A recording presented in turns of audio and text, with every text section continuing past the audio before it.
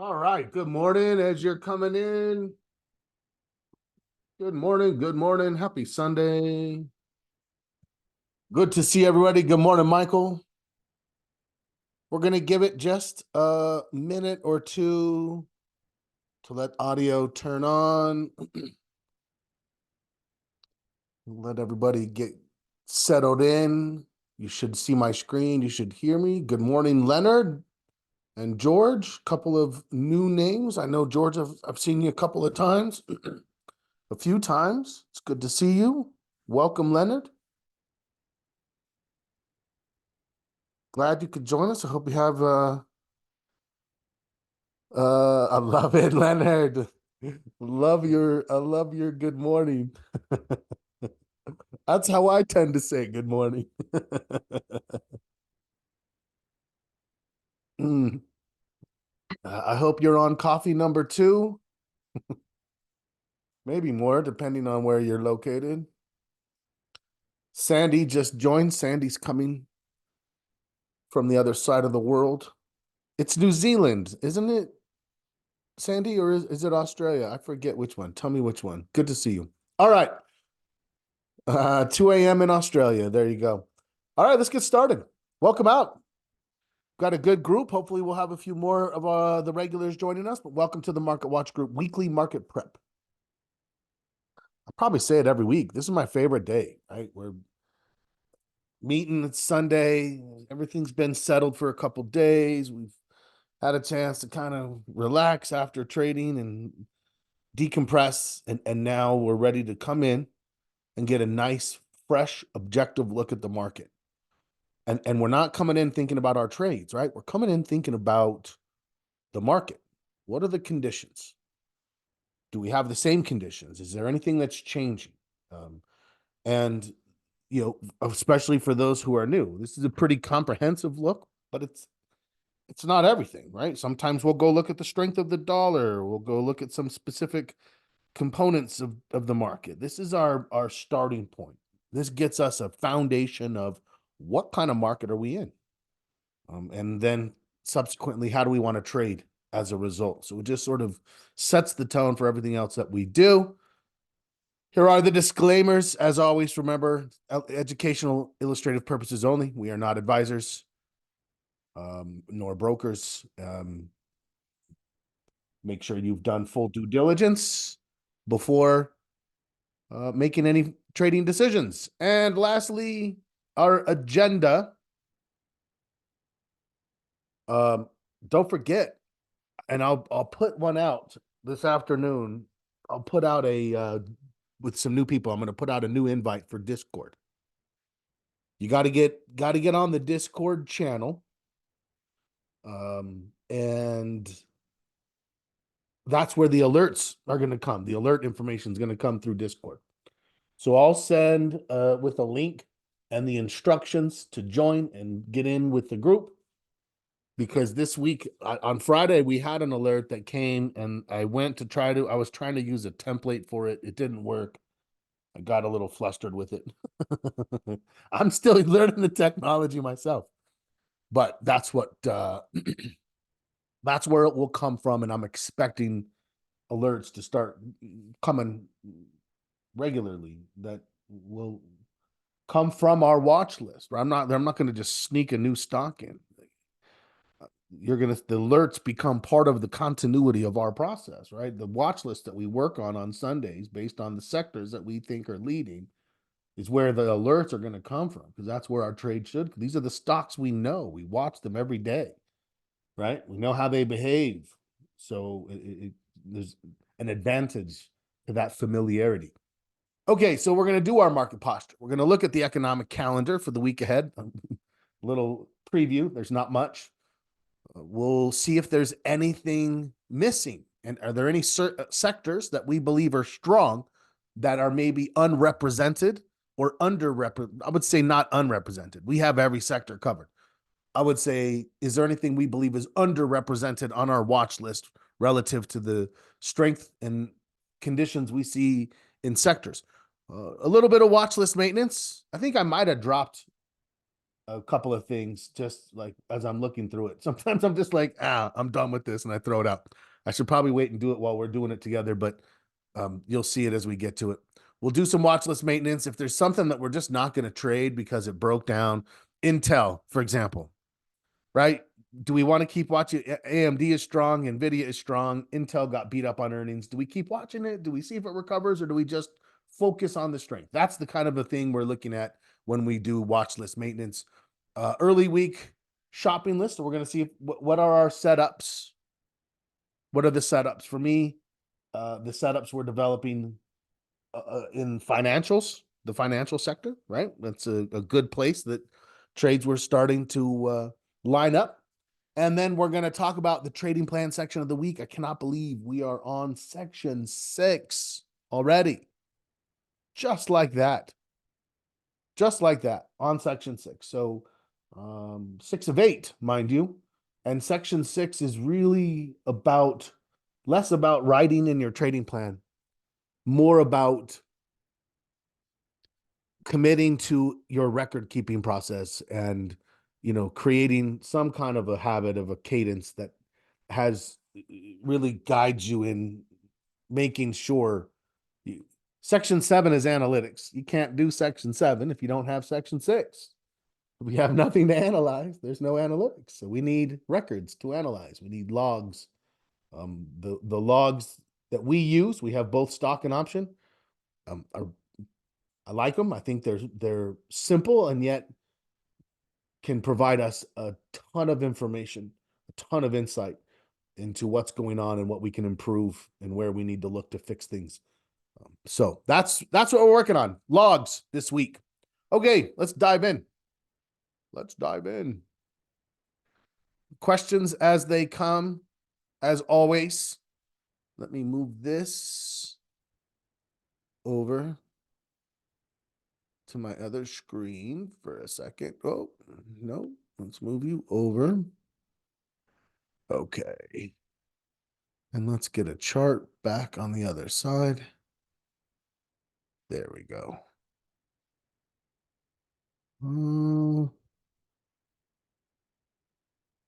Okay, something's going on. All right. We are set up and ready to go. Let me get my posture. And I am going to add this week. So you will notice that we work right to left. The history of the posture exists out here. And eventually we'll just keep going. So you can always go back and did I not just type the date here? 2/4.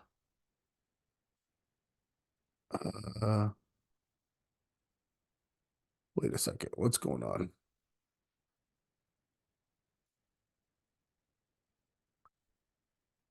Okay.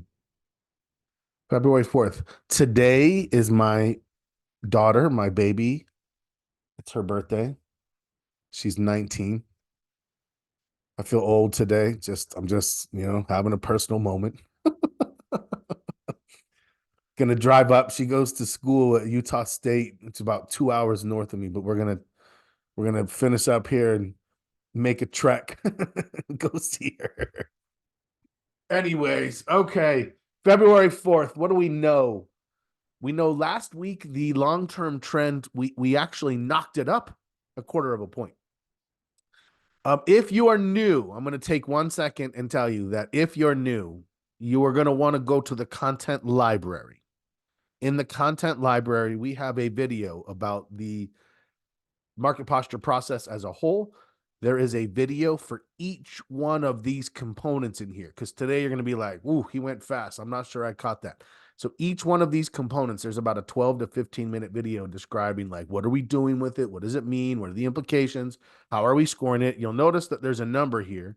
That's the score. It can be from a minus to a positive, -2 to +2, -3 to +3. That's what gets us down here. We are as strong as we have been. Thank you, Leonard. I appreciate that. She, she's always thinks that they always think it's funny when I talk about them to people all over the country and possibly the world. I don't know why, but anyways. Okay, so let's get into it. 1.25 out of 2. That's pretty strong. First off, right? Let's go see. Uh, that is not the SPY. I'm like, that doesn't look right. That is basic materials, nice and sideways. Let's pull up the actual S&P 500. There we go. Okay. So why did we increase our score? Because we've decided that this back here was a breakout. I actually talked about the possibility of increasing it 2 weeks ago when it first kind of busted above this channel. But I'm like, I'm going to wait a little bit. But the next week when it went even higher, I said yes. Oh no, I take that back. Yeah, this is when we scored it. Now we have this. This is just confirmation that we got it right. It's not better though. It's not, I'm not going to go from a 1.25 to a 1.5. To get to a 1.5, I need to see the next low point, right? That's a higher high. Yes. What I need to see is where's the next higher low. And then the next higher low can help me to understand what my new trend is. Is it now that it seems to be accelerating? Let me get some drawing tools out here. So, this thing could come up a little bit more, and then we might have a consolidation. Maybe it's later in the summer. Maybe this thing, I think we're actually going to have a pretty positive spring. So let's say we go up and it slows down a little, and then it goes up over all the way over here towards April, and then a little sideways, and then we pull back. That's what I'm talking about. It might be all the way to here before we get a new low, and then we say that's our new trend right there, and that's what we would score, which you can see that is a 1.5 compared to this as a 1. That's a higher score, right? That's more representative of what we had back here in 2021. Okay. So what is the bottom line? The bottom line is that the institutional perspective of our analysis shows increased strength. 1.25, it's strong. It just got stronger. Confirmation is there. Looks great. Short term. Right? Let's look at the traders now. What do the traders tell us? So now we zoom in, and all of a sudden this little, this little movement right here, that becomes a lot more significant to us when we zoom in. Now that's this piece here. So if we look, really this is all we care about. Even though I start on a 6-month chart, I don't look at this over here. This has already been scored and reversed. What do I care about? I care about what's going on now. Right now, you can see we have this trend. This trend right here. My chart, every time so it forces me to log in on Sundays, but it's not keeping my settings. It's very strange. I don't like it. Okay, how would we score this? Yeah, I think we're there. We are at a 1.75. We've been there for quite a while. We just broke to a new high. This trend seems to be pretty well established. I actually think you could argue for that to be a 2. It's a higher high. I think I'm going to actually raise my short-term score to a 2. Remember, it's not at a 2 points.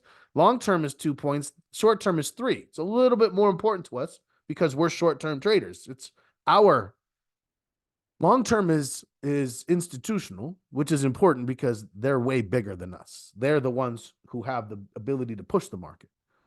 But short-term is important to us because this is where we trade, right? So that's why there's a little bit more emphasis there.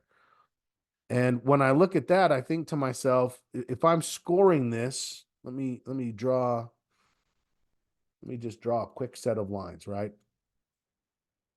This is about as good as you're going to see right here to either side, sustainably.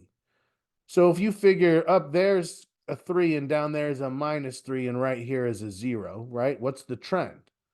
So we're saying that that's going about like this. Right? Does that seem about right? These lines are parallel. So I'm going to say if it was a little slower like that's a 1, that's a 2, that's where I see us.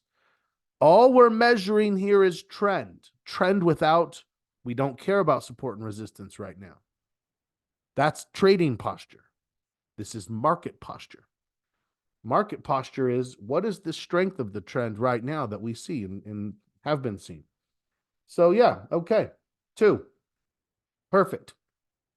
Michael says he is in agreement. Thank you, sir. Anyone else want to weigh in? Let me know. And we will move on to our next component here, volume. Now remember, volume, we're dropping down to 1 point. These next 3 are just what we would consider minor components, but are still very important components to help tell us what's going on. Sandy says she also agrees. So let's take a look at volume. Volume out of 1 point. It's been interesting. Let's get down to a 1 month daily chart. When you look at this 1 month daily chart, all the old volumes dropped off. So now we have a whole new set of data that we're contending with here. So I have above average volume 2 days here. You can see those 2 days are above average. And then I got 3 days here. And we'll go buyers first. Clearly that's a buying day. Clearly that's a buying day. Clearly that's a buying day. Clearly that's a buying day. And then sellers, 1. So we have 1 selling day. We have 4 buying days. Yeah, that's I mean, you can actually see, in fact, for me, just the sequence of this one where it's like, oh man, we were talking about waiting for a consolidation, and they came with some strength. Heavy volume, closed at the low for the day. And then the buyers are just like, nope. The next day, right back up, even higher the next day still. That's a great sign of resilience for our market. This is fantastic for me. I love that. I don't think I'm going to score it. I think you could make the argument for a 0.75. Did anyone raise theirs 4-1? It's pretty positive. I'm like right now on the fence thinking, should I make it? Should I add another 1/4 of a point? But I also am thinking about the fact that I had a little bit of maybe a over responsive assessment to volume recently, where I dropped it a 1/4 of a point, and then I raised it a 1/4 of a point, and then I dropped it. I mean, I dropped it, and then like this was just a little too much volatility to the score. I don't know. So I'm going to leave it for just a second. I think you could go another 0.75 on this one. 4-1. That's pretty good showing on behalf of the buyers. I feel like I'm leaning towards it. We'll come back to volume. Let's go do Michael says easily 7.5. That's it. I think I was hesitating because I felt like I possibly made a mistake, but I was leaning that way. That's the push I needed, Michael. I'm going 0.75.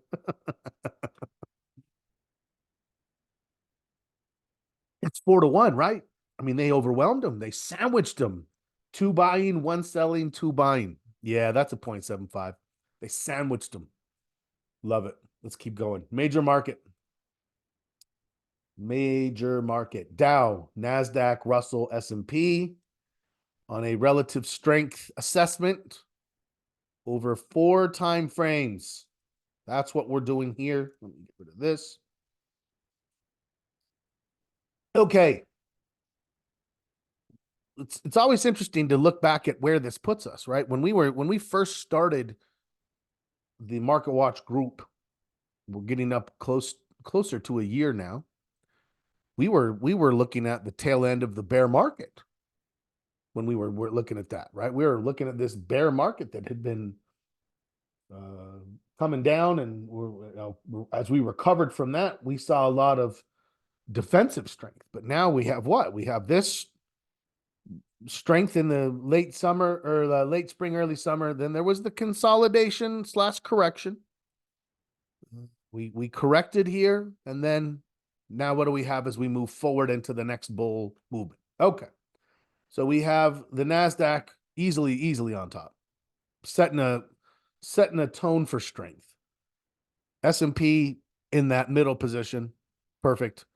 Then we have this back and forth with the Dow and the Russell. So the back and forth with the Dow and the Russell is definitely one of the dynamics that we're paying attention to.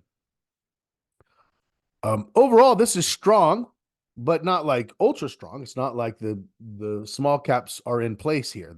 They're in a lagging position, but this looks strong. As long as the Nasdaq's in place, we're gonna be positive. Mostly, it's most likely going to be at least a 0.25 or a 0.5, right? And if the Nasdaq is real strong, I'm probably going to be a 0.5. But we'll see as we go through and score this.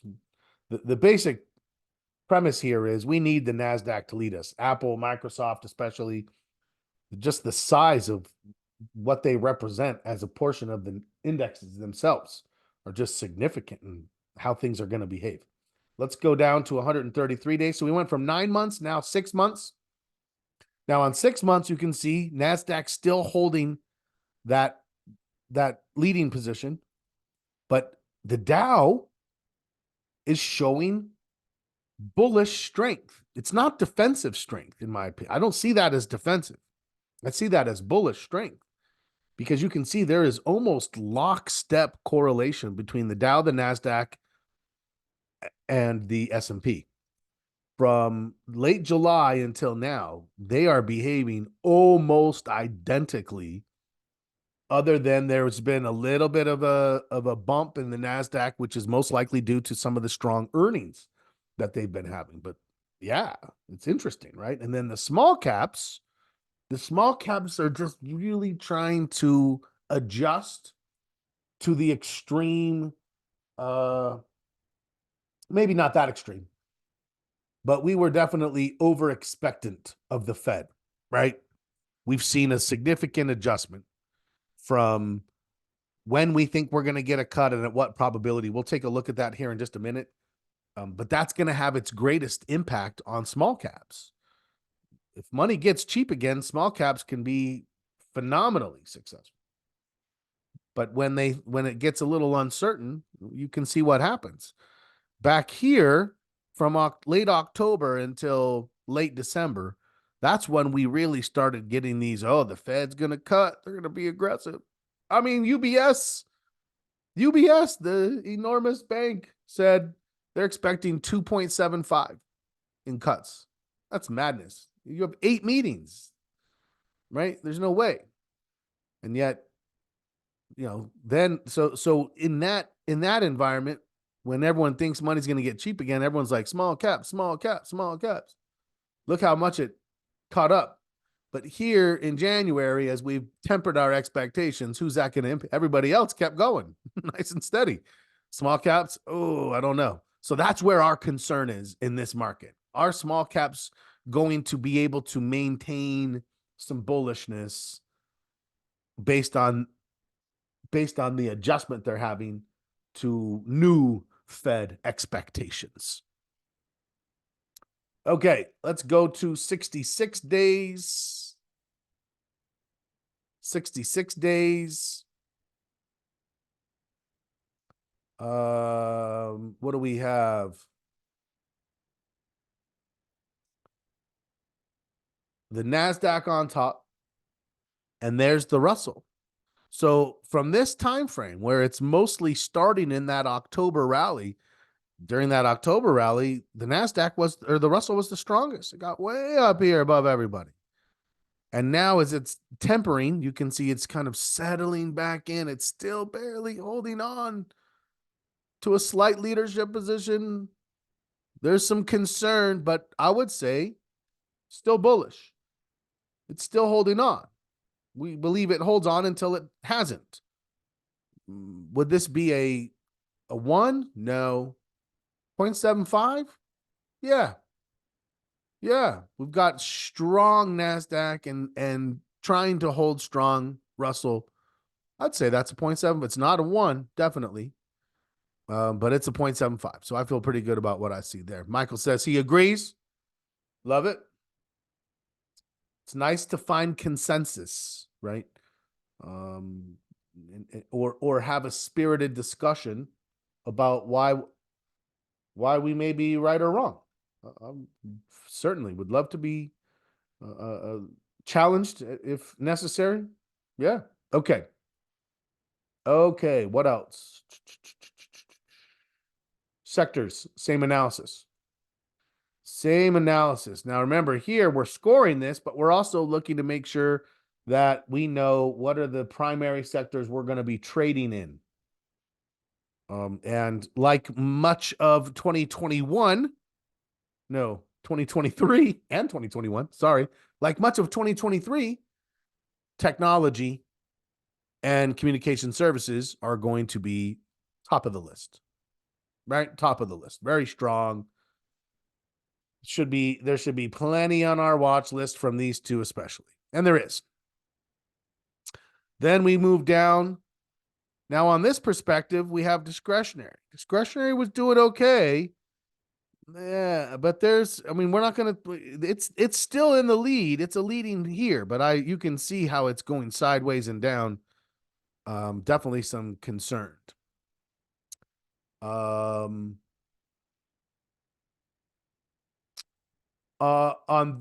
this one, actually, if you had put, yes, Michael, if you had put $10,000 into each of these like ETFs or, this is telling you what the return would have been in that period of time. So if on April, whatever of this year, April 19th, 15th, whatever that is over here.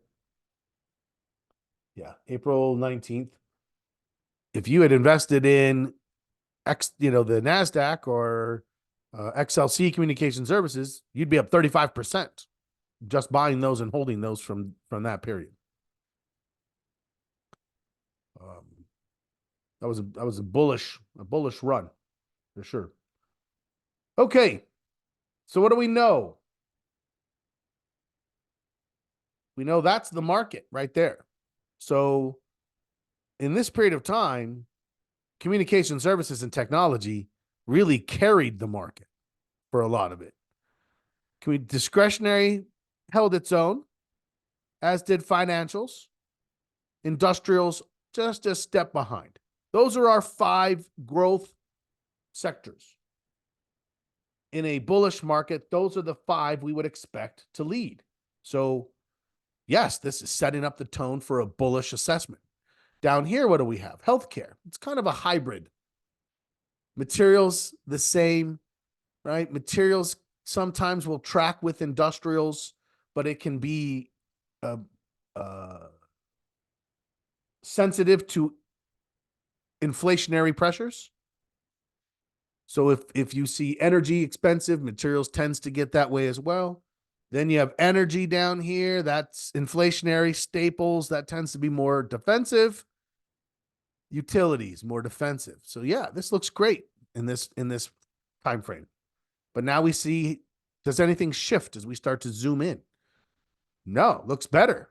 Communication services leading, technology leading, financials leading. Those are my top 3. We keep coming down. What do we have here? Healthcare still hanging on. I did a healthcare, didn't go the way I wanted. I'm not a huge fan of trading healthcare. The biotech and the pharmaceuticals are a little weaker. It's the other areas, so it's just a little harder to find the money sometimes. But okay, give it a shot. Industrials is right there as well. And then you can start to see the weakness of discretionary, how it's still, above the bottom, but it's kind of dropped below, right? This is the watermark. This is the average. We're giving industrials some leeway, but it's hard to give discretionary the same leeway. And then when we drop down to 66 days, now what do we have?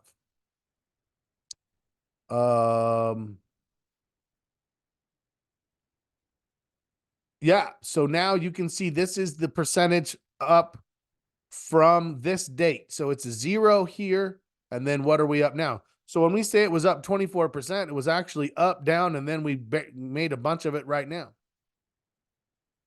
A strong November, December, and now strong into January even, right? Absolutely. Technology, strength. Financials, strength. Communication services, strength. Those are our top 3 right there. Absolutely. And that's what it has been for us. I would say our trading that we talk about, representative of that. Next would be industrials, just a step behind. And then we have discretionary. Ooh, I'll tell you what, discretionary just made a life-saving jump because it was down here at right. And then all of a sudden, wham, you know what it was? You know what that life-saving jump was? Amazon. Amazon. It's trying to say it's a leader. If it's going to be saved, it's going to be saved by a leader, right? Move this out of the way. You can't see it, but I have a drawing tool. So you can see this thing was really coming down here. And then all of a sudden we kind of busted back up and got pretty close to where industrials is, right at the bottom of this leadership crew. I'm not going to give that one day. Remember that what we're coming from on this, we were at a 1. And when discretionary fell out, first it was kind of both. Industrials came back, but in discretionary kept falling. I'm not going to give it the 1 back. Not after just one day of consumer discretionary. It's going to take a week, maybe 2, for discretionary to prove its merit. But I'm not going to drop this any further, right? 0.75. Yeah, I think that's very representative of what we have here. Questions, comments, concerns. Very strong sector rotation analysis. Very representative of a strong bullish market. This is what we expect to see. Who's leading in what position over what time frames. It's not like, oh, just multiple time frames. Let's just take a look at the 22. I don't need it for any reason. Sometimes the 22 can help me score if I'm going to score it up a little or down a little, but I don't need it right now. I'm curious about it. So here is communication services and technology still in that leading position. Then we have financials and industrials a step behind. Staples is up a little bit in that range. Costco, if you're a Costco fan, there's been some Costco trading opportunities. That's in the Staples arena. Walmart as well. So that Staples bump right there is probably significantly motivated by Costco and Walmart. Then here we have discretionary. And there you can see the discretionary's jumped again, jumped back up. So yeah, this doesn't really give me any extra information at all. Nothing at all. I don't need it. We were in a good place prior to that. So I'm at a 0.75. Bam. That's my score. Okay, let's get to the VIX, and then we're going to take a quick peek at the economic calendar and the Fed watch, and then we'll go in. We'll see if there's anything we need to search for. We're going to do our watch list first, and then we'll search if we need to. Then we'll talk about the trading plan. That's the remainder of the agenda. Let's go. Okay, so we're at a 1. At a 1 on the VIX. The VIX has really been our biggest concern. If you notice, back in December, we actually, even though our score stayed the same and the market still was pretty bullish and we liked it, we had a weakness in the VIX. And then 2 weeks later, a little bit more. And that's when the market really started to kind of be like, oh, hold on, what's going on here? And it's just been a little bit of a slowdown. And now as it's starting to pick back up, look, that's the big question mark for us is the VIX. What's going to happen with the VIX? So let's pull that up. We're going to go back to a 6-month daily chart. And let's get the VIX up. VIX is not tradable. I know that. I know. Okay. Let's see. So what has been our concern? Our concern is this escalation and the fact that it couldn't get back. It's been very interesting how it keeps coming back to that same level. Technically, ever so slightly, this was a higher low. So it's like hedging. You've had to be delicate with hedging. If you're hedging, you got to take profits and shut down the hedges or else they'll fall apart because this thing, it's not really dropping, but it keeps giving us these weird signs of holding on to some extent of fear. The institutions, again, right? Remember, this is very representative of institutional sentiment.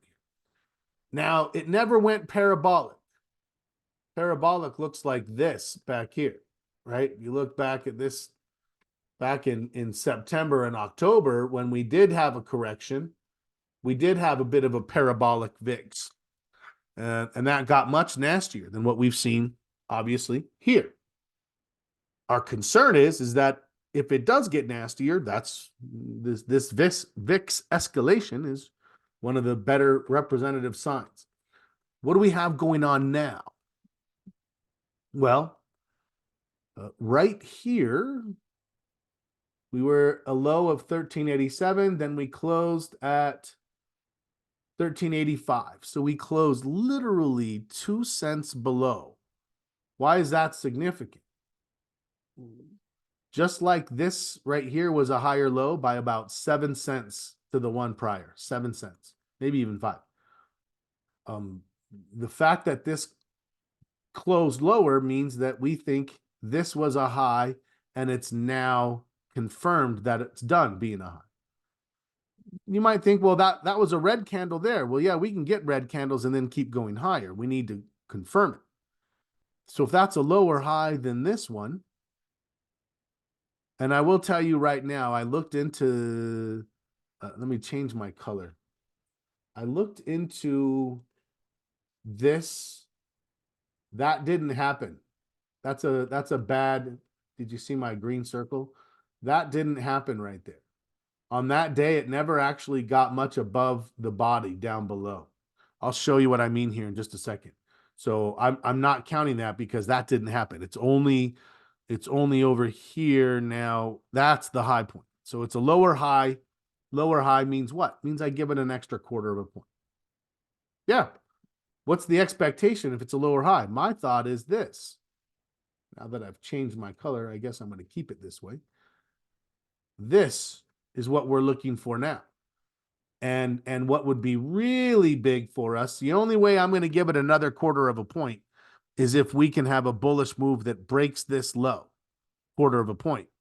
If it goes up, another lower high, another quarter of a point, all of a sudden we're back up at a 1.75, right? So right now, I'm giving it a 0.25. That's pretty bullish. If it breaks down below the prior low over here, that's another 0.25. And then if we get one more lower high over here, 0.25. So just to kind of give you a sense of like, what would it have to do? Now, if the market does this, that means it looks kind of like this market over here. What does that do? That's a very bullish market. That's what that does. That's what we're looking for. That's where we're looking to get our trades, get our chips on the table, right? Get our chips on the table and really try to make some money when this thing pushes, hit it hard. Okay. So let's score it. We give it one extra quarter of a point, but that's pretty significant. You'll notice we actually jumped. We jumped. Does that make sense based on what we're seeing? Well, let's take a quick peek at the other things that are important to us.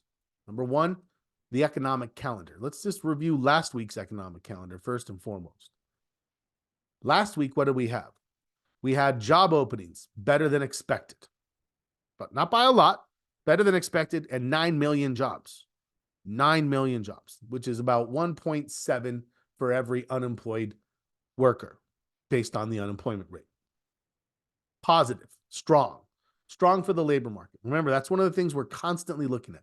If there's going to be a recession, I believe you're going to see issues in the labor market as a precursor. Consumer confidence, it missed slightly. They were expecting 115. They were expecting 115 from 108. That's an enormous jump in confidence, and we almost got it. Obviously, that was all very positive for the market. Tuesday was good. ADP down slightly. Down slightly. What do we know about ADP? People don't care as much about ADP as they do Department of Labor, so it didn't really impact the market. Jobless claims expecting 214 came at 224. I'm not going to show any concern until it goes above 250, and I'm not going to show any real concern until I get a 3-week average at or around at or above 270. That's if I don't see that, I don't think that we're seeing a shift in the labor market. Manufacturing came back better on multiple places. Then we had the Department of Labor, and we smashed it. And in fact, that actually made a lot of people think, oh man, we're not getting a cut in March. Right? And that's okay. Even as the market's adapting to not getting a cut in March, we're still bullish. Now, what do I think? Could the Fed surprise us? Oh gosh, I'm telling you, I would love a Fed surprise. I would love a Fed surprise, most definitely. Yeah, absolutely. So that would that give us an April, a bullish April? Without a doubt. We'll be on the lookout for that. But what you can see is economically, and this is consumer confidence and sentiment, this is the Fed, this is jobs, this is manufacturing. Everything is lined up. What else is there right now? Earnings. Have earnings been more better or more worse? More better.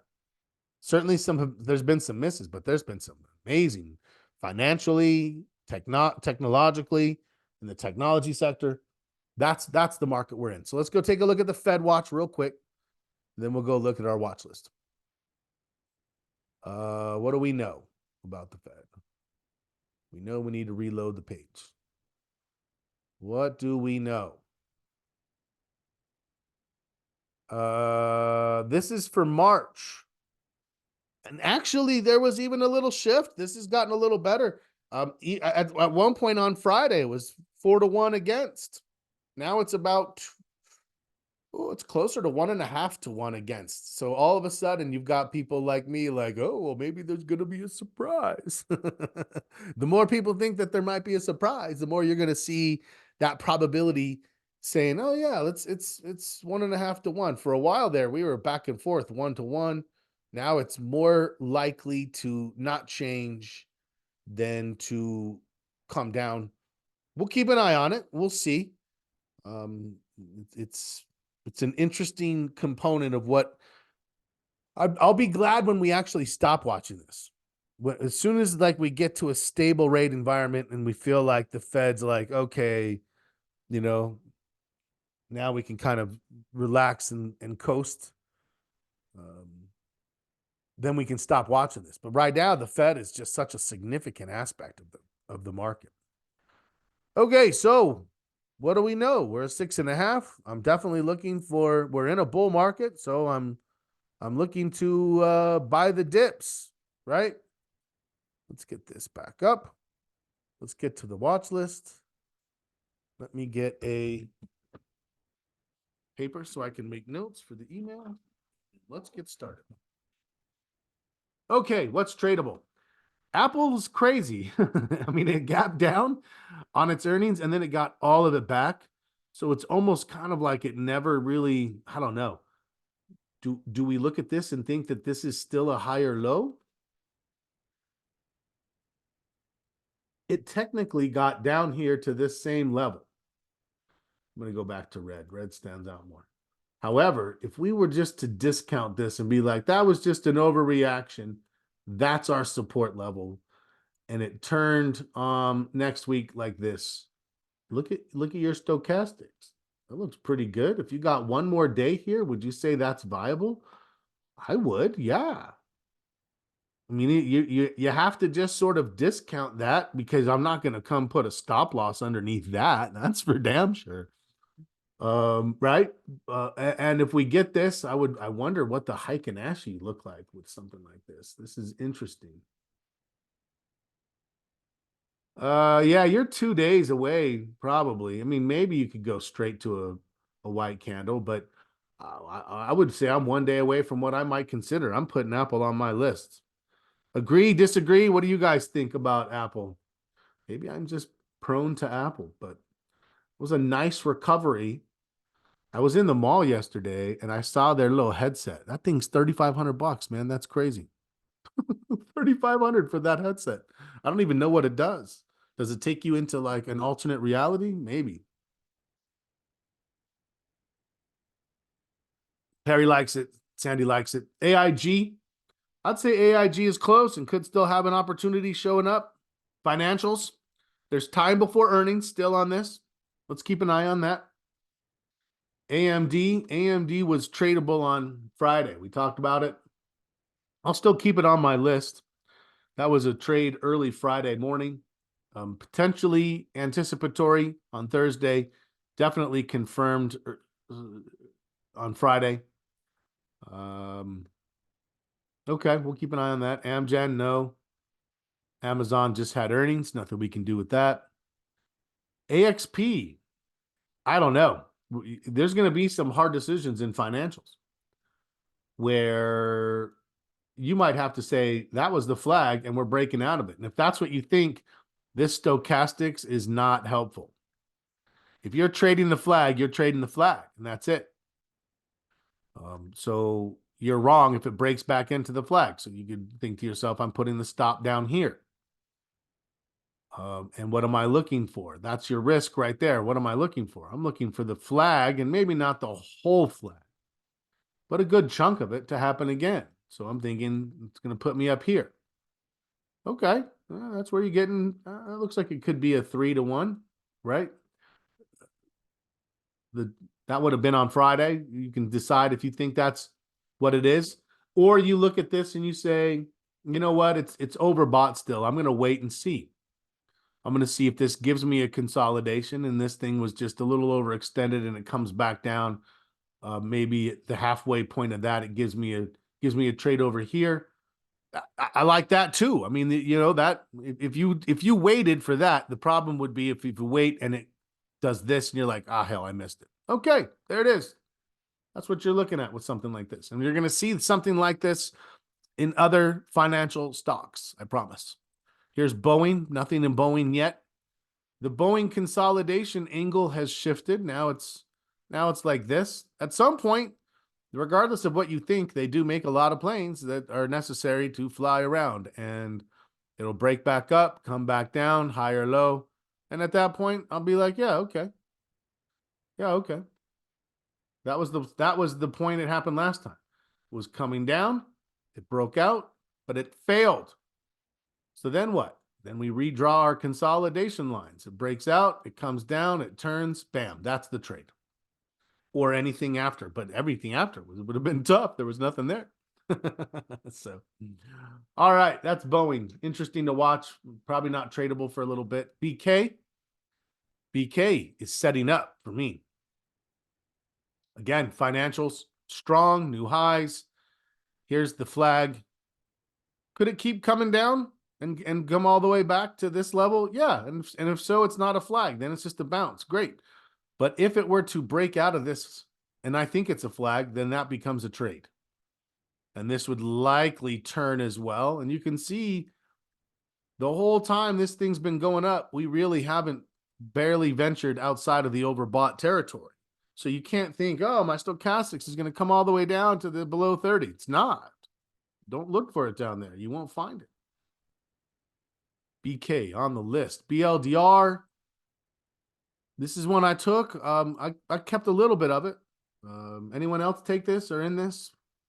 It had a little bit of a head fake over here, but just a minor head fake. Stochastics held true. We'll see what that does. BLK. BLK looks tradable. That one has less of a trend. You can see that really been kind of meandering down and sideways, but it's bouncing off the 50. So that looks pretty good. BX. So AIG, BK, BLK, BX. What are they all? Financials. They're all financials, right? So this is tradable. This looks good. Setting up. Citigroup, tradable. Where are our setups coming? Setups are coming in financials. Caterpillar overextended. Capital One, financials. There's a pattern here. COP is oil. And it's got earnings coming up. I'm probably not going to do anything with oil or energy right now. Costco, good signal last week here. Still going. Anyone still in this? I know a few of you traded some Costco. Did you stay with it? CrowdStrike, tradable. That was actually tradable on Friday. Did anyone trade that? That was a nice turn signal. Stochastics. Let's get Crowd on the list. I'd say CrowdStrike is viable. CSX, not. Delta, maybe. DHI, not for me yet. DIA overextended. Fastenal. Fastenal was another one that turned and it's still moving. Okay. GE, still moving. Gold. Google's trying to figure it out. I'm going to give it the ability to figure it out for a little bit, but not too much. Home Depot is a little sideways. IBM on the list. IBM looks like it's setting up. Just waiting for the momentum to turn. It's holding all the momentum it gained from earnings. Intel is really just not doing much. I'm getting ready to bail on it. I'm getting ready to kick it off the list. IWM, we're looking to see if it holds the 50, right? That's a big, important step for that is to hold the 50. JP Morgan, I'd put that on the list too. A lot of financials, a few technology. Meta, huge. Microsoft, I think Microsoft is viable. It's the same like Apple. It's trying to turn, it's trying to move. Netflix on the list. NVIDIA just running away. Picard, yeah, Picard. That was definitely tradable on Friday, even maybe anticipatory on Thursday, but definitely Friday. Picard moving. That would be now a continuation trade, right?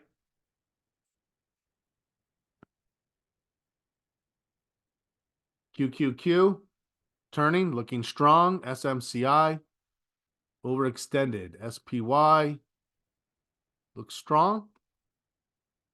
UNP, nothing there. It's overextended. The VIX, we're going to see if it comes down.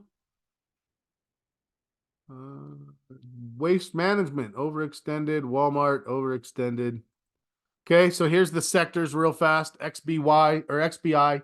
This is biotech. Biotech's really weighing down the healthcare sector. Let's see here. Sorry, my screen is doing funky things right now. And I can't get my watch list to show up. There we go. Okay.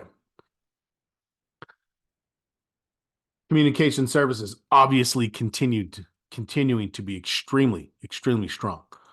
Energy.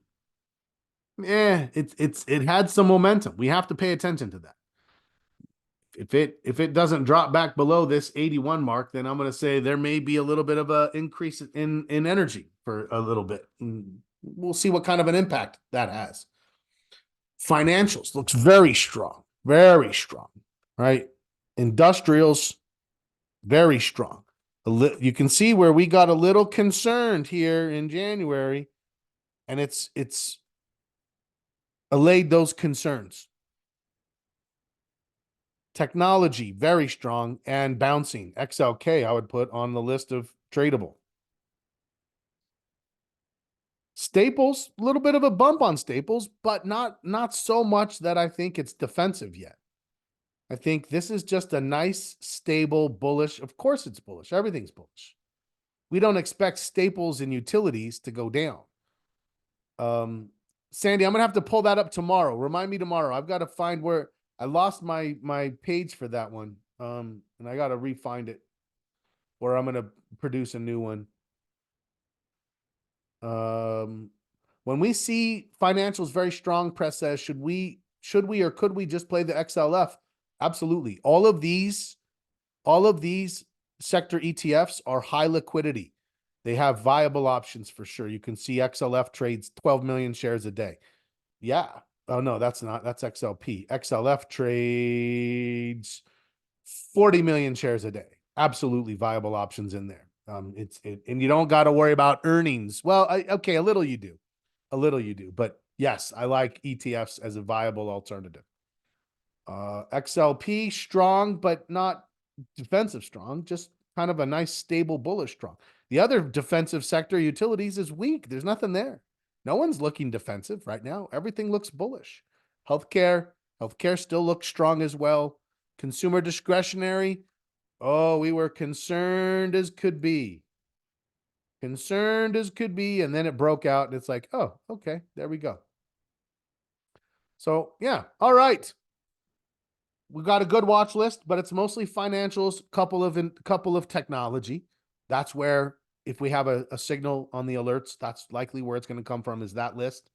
The list that I produce in today's email, that's where it's going to come from. I don't want you to think there's going to be surprises. That's where I'm going to have those things coming from. So look for that.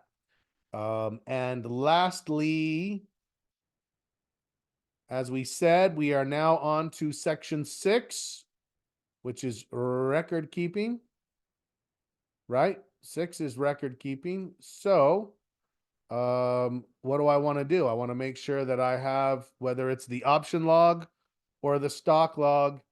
Now, dashboard is section 7. This is analytics. Trade log is section 6. This is your record keeping.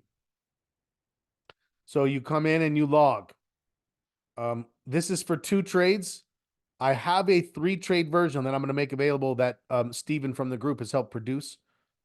He's not with us right now, but I'm going to get that ready so when he comes back, he'll see how much work I've done. But yes, this week you're working on entering the trades. My recommendation is try to get your last 25 trades prior to starting, and then you can start fresh so that you have a dashboard. What are you starting from on your last 25, and then what are you doing now if you're just getting going? If you've been trading for a while, just get them all in there. Year to date, the further you go back, the more you're going to learn about yourself and about your trade. It's all automated. So as you, on this page here, you're entering in the white, the gray boxes are automated. You can't even click there. Then when you get to the dashboard, it's the opposite. The white is automated. You can't even click there. All you can do is enter how much money you started this group of trades with and what your trade risk amount is. And that's going to give us all of this data real time, automated. Oh, if you're not trading with all of this information at your fingertips, you're going to realize it's like you were blindfolded and had earmuffs on. Like, you're like, what was I doing? How was I deciding things from here? So that's this week. Get your at least an hour a week on your trading plan. Trade risk. So that's your risk per trade. So if you say to yourself, I'm a 2% guy, when I have a $25,000 account, if I put 2% in there, that's going to tell me that my risk per trade is $500. Now, what I'm going to be looking for is, what is my risk per trade relative to my average loss? That's actually calculated here. That's your loss to risk ratio. I want that to be sub 60%. If I'm willing to lose 500 and my average loss is 500, my loss to risk ratio is 100%. What does that tell me? It tells me I'm terrible at cutting my losses short. It tells me that every time I take a trade and I say, I'm willing to lose 500 and that trade goes wrong, I lose everything. That's unacceptable, right? That's the mechanism that we're looking for from the loss to risk ratio. So we want to know when I'm looking at my trades, what am I willing to lose? Then we look at what do we actually lose and we assess, are you doing well cutting your losses short? That's the mechanism. Great question. Thank you for asking. It's good to see everybody. Any other questions for today? Are we feeling good? We feeling like we're eyes wide open coming into this next market? We have some things looking tradable, some things looking overextended. Okay, I like that. I'd rather have cycles than feast or famine, where it's like everything's trading or nothing's trading. That's the worst kind of market. I like when it's rolling like this. Much, much better for us. I will see everybody tomorrow morning, 9:15 a.m. Eastern time. We'll see the futures, see what the news says. Get ready to go. Look at some of these stocks that we think are setting up and get ready to trade them. Have a great rest of your weekend. And I will also send the link for Discord, Leonard. Yes, sir. I will send the invite and the link. You'll get 2 emails from the Market Watch group. Make sure you look for those. And we'll go from there. Thanks, everybody. Good to see you. As always, happy trading.